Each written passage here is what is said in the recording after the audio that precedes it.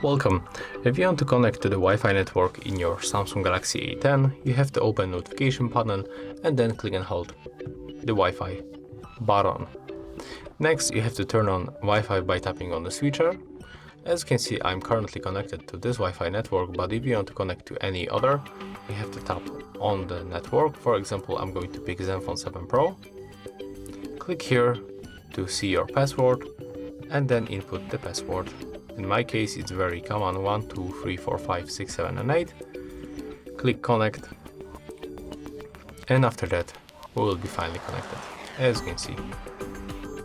So, if you find this video helpful, remember to leave a like, comment, and subscribe.